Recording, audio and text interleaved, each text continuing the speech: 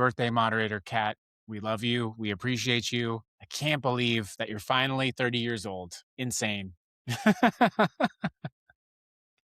Good morning, everyone. Welcome to the Ignition News, broadcasting on the Rebel Radio Network. On WARN, the Weirdos American Resistance Network. My lawyer would remind me that we are, to inform you that we are not actually broadcasting on an AM or FM channel. But if you're looking for up-to-date news without the amygdala hijack, without all this crazy business, we are streaming live on Spotify, YouTube, Twitch, Substack, and TikTok. Go ahead and tap that screen. You know what I mean? Tap that glass up, as they say. It is a beautiful Sunday morning. Obviously, today the good Lord chose to grace us by birthing moderator Kat into existence, without whom none of us would be here. So, good morning. Let's get into it. Please, I'm going to take a minute to ask you to go ahead and click follow on that show. Follow us on Spotify or your favorite podcast platform. It's great to be here. Let's get into the news. Over on TikTok, have fun while you can. We've been getting violations left and right over on the talk, so that's kind of fun. So let's get into the news. We have some interesting stories and how they all tie together today. But before that, I do have to give you some fun facts about the day. I don't know where my fun facts sheet went. Hold on. Don't get alarmed. All right. It's February 22nd. Ooh, today. I don't know why Google gave me this fun fact. It's actually not a fun fact, so we'll get back to that in a second. George Washington was born today in 1732. Let's see. In 1980, speaking of the Olympics, the United States hockey team defeated the Soviet Union on this day. The Miracle on Ice, pretty famous, obviously. Go propaganda.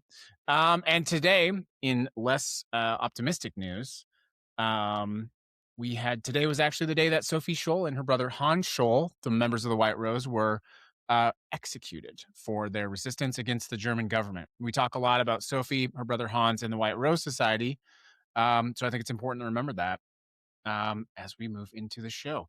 How's everybody doing? How are we doing over on TikTok? How's everybody feeling today? Want everybody talk at once? Awesome.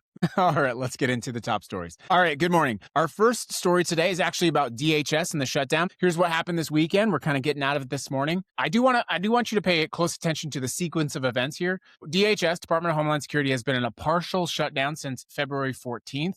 That is because Democrats in Congress have been taking a stand, refusing to give funding and trying to put some guardrails on ICE. We know that that's not necessarily happening, of course. So there is a shutdown because Republicans, I guess, want ICE to be running around, terrorizing people as long as they have body cameras and they still continue to wear masks. But of course, the obvious question, why are we getting in a pissing match about funding when ICE already has $75 billion? Obviously, this is a lot of political theater. ICE continues to roll on. They have that massive pile of cash, but do you know who is not doing well? It's actually the TSA. We got 61,000 TSA agents who are working at the airport right now for free. This is now, I think, the third time since the administration started where TSA agents have been forced to work for free. The Coast Guard's working for free. And then Saturday morning at 6 a.m., Kristi Ice Barbie Dog Killer Goat Killer Noem shut down TSA PreCheck and global entry. She said it would be suspended because of the cost of it. So you've got 40 million Americans, by the way, who use a combination of the two, either PreCheck or global entry. That's like $75 a year. I don't know. It's about $80 a year. So you go through a background check, you do all this stuff. So in theory, they're shutting down the most secure passengers. Are you fucking kidding me? But here's what happened. Obviously, there was huge backlash from this. So they actually walked this back. So they say PreCheck is going to be operational for now. But global entry, as of the time of the recording of this show, I don't know, someone can check that in the comments. I'm not sure. As of the time of recording this show, global entry is still shut down. Now, Kristi Ice Barbie, Dog Killer, Goat Killer Noem said, quote, it's the Democrats' fault. She said, this is the third time that Democrat politicians have shut down the department since during the 119th Congress. That is literally hostage taking. Ice Barbie, Dog Killer, Goat Killer, Kristi Noem is literally keeping the American people's safety as a hostage, and they're blocking the most secure passengers from flying. That's insane. They're using it as a bargaining chip to inconvenience you, to make you less safe so that they can run around with their ICE agents terrorizing our neighborhoods. On that same subject, I want to talk about ICE, and I actually have a little vignette of a story to share with you today. And it's kind of I don't want to use the term schadenfreude, but it's like, do you pay attention? So this is actually a story about a gentleman named Latif. His actual full name, I'm going to do my best here. Abdel Latif Hafroyu. He's 60 years old, 6-year-old man, came to the United States from Morocco 38 years ago. He's lived here obviously longer now than he's lived in Morocco. For 2 decades, this man worked as a concierge in a residential building in Midtown Manhattan. He has no criminal record and he does not have a traffic ticket. His wife's name is Sandra. She's 53 years old. They've been married for 15 years. They got married in Las Vegas. Hey! But the thing is, Sandy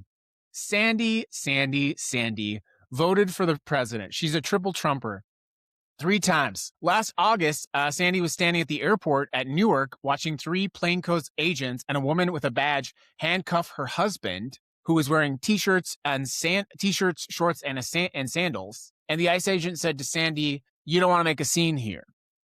Then the van drove away with her husband, and she didn't see him for 180 days. More than a decade before they got married, Latif hired an immigration agent named Earl Seth David to help him with his paperwork, and apparently he messed up the paperwork. David, this lawyer, was actually convicted in federal court for running a large-scale immigration fraud scheme, so people like Latif were left holding the bag for his crimes. So that's an American citizen lawyer committing crimes, right?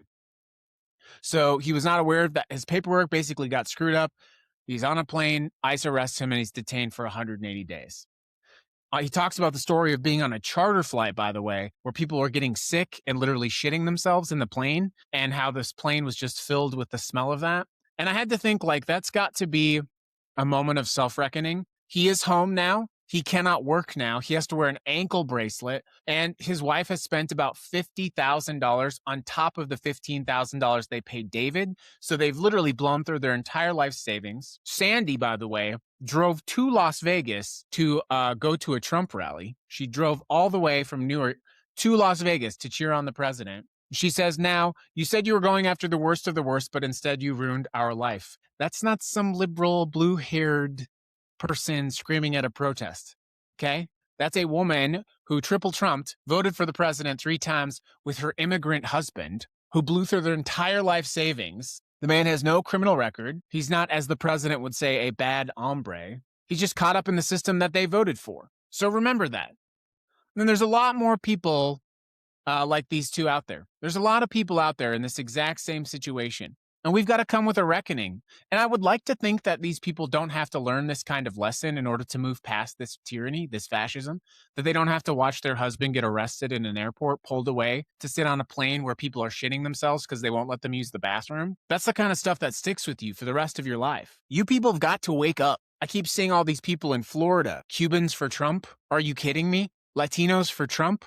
Are you kidding me? What, for machismo? It probably felt good to make your little TikTok video. You probably got a couple of retweets, a little bit of likes. Yeah? Was that good? Was that fun for you? How did your husband feel when he was sitting on that plane that smelled like vomit in a detention facility for 180 days? You people have to wake up. And it's only going to get worse. Let's get on to the third story. Good morning, everyone. Welcome to the Ignition News. It's great to have you. Please do follow us on your favorite podcast platform. We do broadcast episodes that are not recorded live, but we do stream on TikTok, Substack, YouTube, Twitch. We're actually really growing that Twitch. By the way, if you're on Twitch, I'm trying to get to that 400 mark on Twitch. So click follow on Twitch. That would be appreciated. Let's take a little bit of a breather. Heavy news. A little bit of a joke for you. What do you call a fake noodle? An impasta. No, just me. Why was the math book sad? It had too many problems. Why did the stadium get hot after the game? All the fans left. Okay.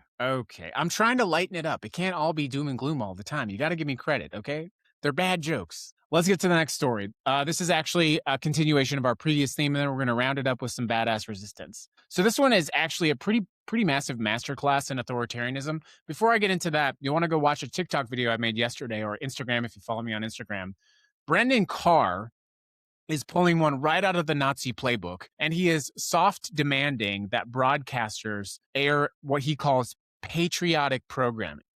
And Brendan Carr is basically saying, hey, broadcasters, if you want to keep your broadcast license, that is measured by something called the fairness doctrine, the the fairness doctrine and the public good. So Brendan Carr says, hey, if you air the national anthem every morning, if you play patriotic programming for the 250th anniversary, if you have more shows that are patriotic to America, that's going to be really good for your public good doctrine. The main thing that we use to measure if you get to keep your broadcast license. Of course, we saw this in Germany when the same thing happened when the Nazis soft pushed the broadcasters to air more nationalist programming, to air more national. Oh, did we get a violation? Oh, okay. Thanks, TikTok. Really, really, really. My point is that this is exactly how the authoritarians work, right? It's, oh, hey, this is voluntary. It's a voluntary request that you play the national anthem every morning. It's a voluntary request that you play some more pro-Trump content. It's a voluntary request that you play more content of national origin. Well, guess what? I've looked this up extensively. No request of this nature was ever made to any broadcaster during the bicentennial. None. Should be like, what, 1976? Does that sound right? Yeah. So they didn't ask that last time. Let me tell you how else this is moving, though. Okay.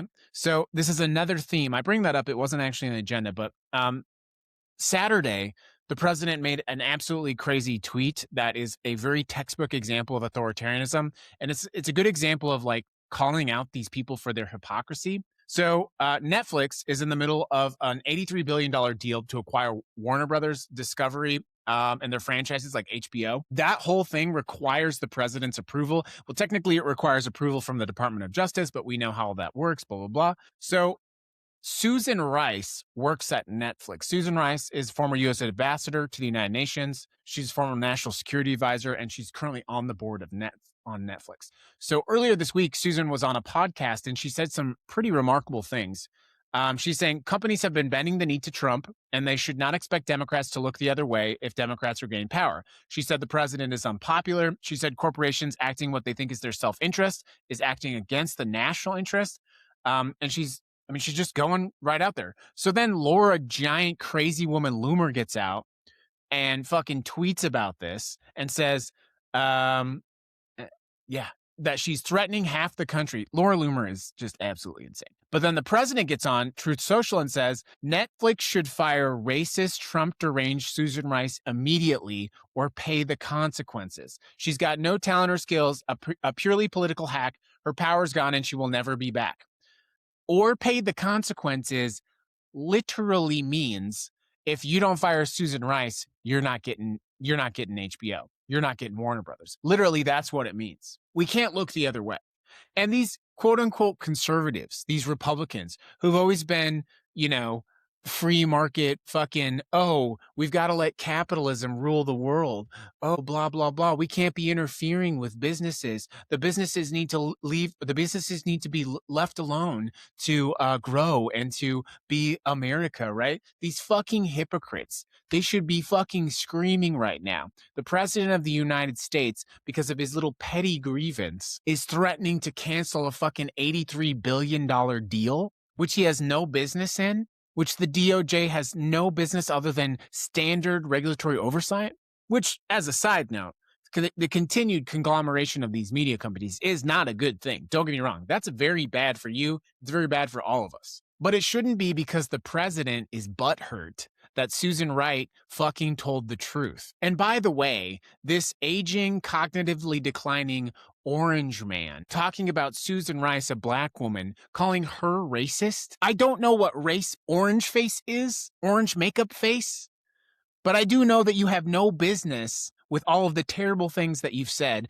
about the Obamas, what you're doing to your supporters, as we just discussed, and the irony that these men worship this man as their form of masculinity, this cognitively declining man who puts on this orange spaghetti bowl colored, you know how spaghetti looks at the bottom of the bowl, the Tupperware, that's like the color of the face. I don't get it. And this is who you worship? This is your hero. And you let this man, who's bankrupted every business he's ever had, except for the crypto scheme that he's using to steal money from the government and from foreign influence operations, that's the person you're trusting with your judgment. And all these little cowards in the administration, they don't exercise independent judgment. The president truths something out, they do what he says, and that's the end of it. This is the peak of moral cowardice in America. The peak of it.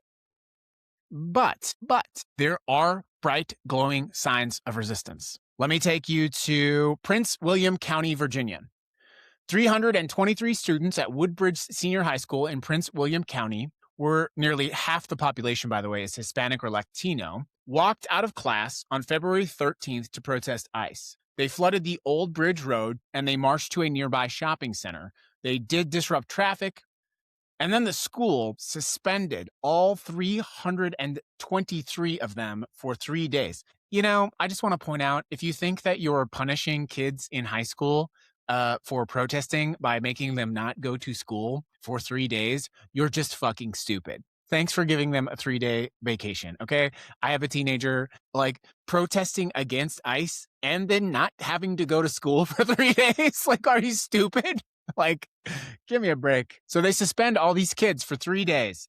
Then the following Friday, knowing full well that they would probably be suspended again, students across the entire county walked out. 9 high schools total.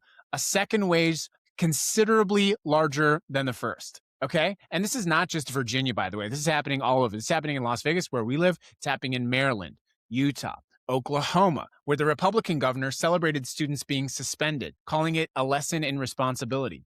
To Texas, where Governor Greg Abbott suggested the state might pull funding from any school that allows protests. In Quakertown, Pennsylvania, roughly 35 to 50 high school students walked out peacefully last Friday. Police arrived. Video shows, it's now circulating online, an officer grabbing one of these students and putting a female student in a chokehold. At least 5 or 6 of those students were arrested. A witness said when the police escalated every step of the way, they said, "I'm shaken by it. They were just children." But these kids are showing us courage. One said, "Witnessing evil so close to home made the issue immediate." A student named Juliana, who was asked not to be fully identified, said she protested because she has friends who are immigrants. She got suspended. Her mom, Joanne, a social worker, said she's, quote, proud as heck of her. Oh, mom, you can say hell. It's okay. You can say fuck. It's totally fine. Fuck yeah. I've spent a lot of time talking on the Rebel Radio and on this show about resistance movements, okay? We talked about the White Rose. We talked about that this morning. The students at the University of Munich who protested the German Nazis by handing out leaflets at extraordinary personal risk. Now, I can't compare the students at Woodbridge to the White Rose, who they were all executed, but I will say this. The willingness of young people to face real consequences, whether that is suspension, arrest, permanent record, that is not apathy. That is a generation showing us the way. The ACLU of Virginia said it as well. Schools can enforce rules against leaving campus. Students knew the rules and chose to break them consciously, but you're seeing a widespread recognition by students and the community that federal law enforcement has really overstepped. Channeling those feelings into peaceful protest is a positive thing. And I think this is the lesson. We have an entire generation of young people who see what is happening. I have a son who is this age. They see what is happening. I've never had this conversation with my son, but this was probably about a month ago. He was talking about, we use this term, obviously in America, it's kind of the colloquial, we say illegal immigrants. And he was like, well, why do we call people illegal? Like, no one is illegal. You can't be an illegal person. And that's kind of an older talking point about that term, illegal immigration, by the way. We've had this discussion in depth. And maybe he picked that up from a side conversation I was having, or maybe he learned it himself at school. At his school, which is something like 40% Hispanic and Latino. The point here, our children are more tangibly demonstrating community and organizing and acknowledgement of risk than our elected officials. There is something like a 60-year gap when you look at the average age of those high school protesters to the average age of our members of Congress. Think about that for a second. Let's just say 50 to 60 years. Over the course of those 50 years, those politicians should have seen, should have known, and should have understood the advancements of human rights. They lived through one of the greatest civil rights eras in human history. And now, facing this crisis of democracy, they are completely failing to meet the moment. But time is a circle. Life is a circle. And our children see what is happening. 2 things. Number 1, your children see what is happening and they see how you are responding. Number 2, those same children are going to grow to be adults who have witnessed these atrocities and who will take the learns and the lessons of what they did, and I believe they will help make this place considerably better because of it. So we have 3 stories of corruption, darkness, and tyranny, and 1 story of enormous moral courage. And I ask you the question, as scary as the first 3 things are, what is the one that sticks with you the most? The story of hope and the story of action. So go into your communities, go with your children. Teach them right and wrong and show them and reward and recognize them for taking a stand in the moment. That's the Ignition News, everybody. Today it is February 22nd. It is Moderator Kat's birthday. Send her a message if you don't mind. Embarrass her. I appreciate you very much, everybody. That is the show. I missed some.